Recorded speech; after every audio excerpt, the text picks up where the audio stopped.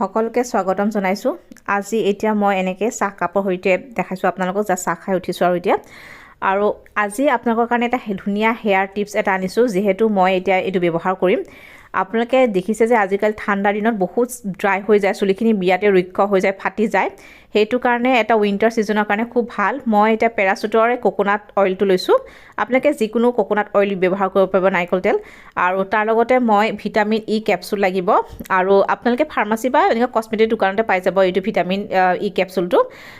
মানে বহুত ভাল হয় এইটো, আপোনালোকে জানে ভৰপূৰ ভিটামিন ই আৰু বহুত ভাল ছাল আৰু চুলিৰ কাৰণে। আৰু এল'ভেৰা জেল মই লৈছোঁ পতঞ্জলীৰে, কিন্তু আপোনালোকৰ যদি ঘৰত আছে আপোনালোকে ল'ব পাৰিব, কিন্তু মই পতঞ্জলীৰ এল'ভেৰা জেলটো ভাল পাওঁ কাৰণে মই এইটো লৈছোঁ। এই তিনিটা সংমিশ্ৰণ কৰি আমি এটা সুন্দৰ এটা মানে ভাল এটা চিক্ৰেট মাস্ক এটা কৰিম। আৰু এয়া চাওক, মই এতিয়া নাৰিকল তেল লৈছোঁ পেৰাচুটৰ এইটো।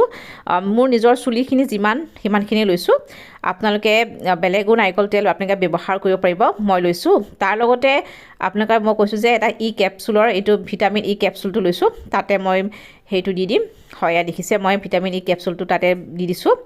আৰু এইটো খুব ভাল, মানে ছাল আৰু চুলিৰ কাৰণে ভাল, আৰু চুলি আৰু ছাল দুটাতে ব্যৱহাৰ কৰিব পাৰিব।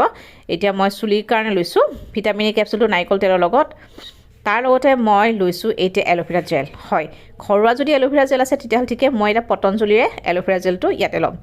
এইটো এটা মানে এই তিনিটা মিশ্ৰণ কৰি, যেতিয়া আজিকালি হেয়াৰ মাস্ক যিটো পায় বজাৰত, এইটো ঘৰুৱাকৈ আপোনালোকে হেয়াৰ মাস্ক ব্যৱহাৰ কৰিব পাৰিব। হয়, আৰু চাবচোন আপোনালোকে চুলিখিনি বহুত মানে ধুনীয়া হৈ যায় আৰু মানে কোমল হৈ যায় চুলিখিনি। এই তিনিটা মিশ্ৰণ কৰি এতিয়া ভালকৈ গুলি দিব। হয়, ভালকৈ মিশ্ৰণ কৰি দিব এতিয়া এইটো। আৰু এইটো আপোনালোকে চুলিত মানে চুলিখিনি ধোৱাৰ 3 ঘণ্টাৰ আগতে আপোনালোকে লগাই থৈ দিবচোন। খুব সুন্দৰ হয়, মই এনেকৈ লগাওঁ আৰু ভাল লাগে। বিশেষকৈ ঠাণ্ডাৰ দিনত, যিহেতু চুলিখিনি বহুত মানে ৰুক্ষ হৈ যায়, ড্ৰাই হৈ যায়। আৰু আপোনালোকে এইটো ব্যৱহাৰ কৰি চাবচোন।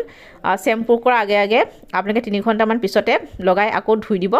মই এনেকৈ ব্যৱহাৰ কৰোঁ, আপোনালোকে চাবচোন। আপোনালোকে নিশ্চয় এইটো ব্যৱহাৰ কৰি নিশ্চয় ভাল পাব, আৰু মোক জনাবচোন কেনেকুৱা পাইছে। আজিলৈ আহিছোঁ দেই।